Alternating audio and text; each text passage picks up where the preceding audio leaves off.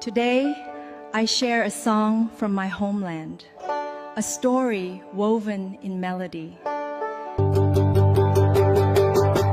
گلی صد برگ تابستانم ای یار، فرار از ملک مالستانم ای یار، فرار از ملک مالستانم ای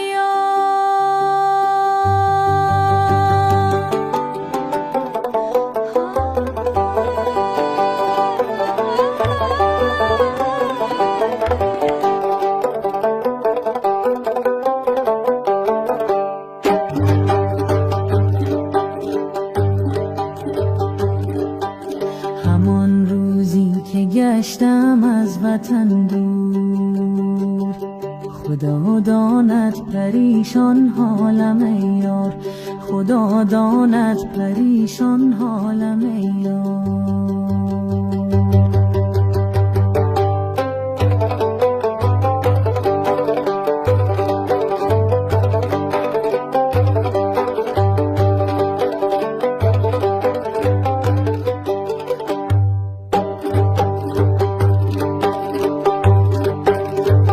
خدایا کشکی کوتل شیر موشودی،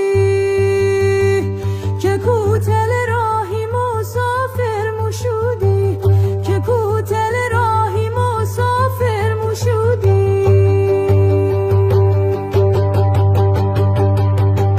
کوتل راهی مسافر چه باشد، مو از دید خو اول گیر موشودی، مو از دید خو اول گیر موشودی.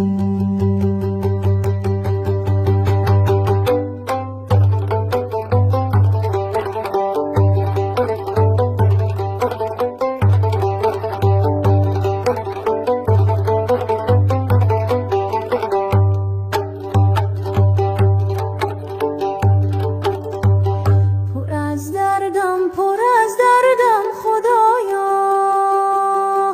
خزان و خسته و سردم خدایا، خزان و خسته و سردم خدایا. دلم دریای خون از خایقی دید، که سوی خانه برگردم خدایا، که سوی خانه برگردم خدایا، که سوی خانه برگردم خدایا.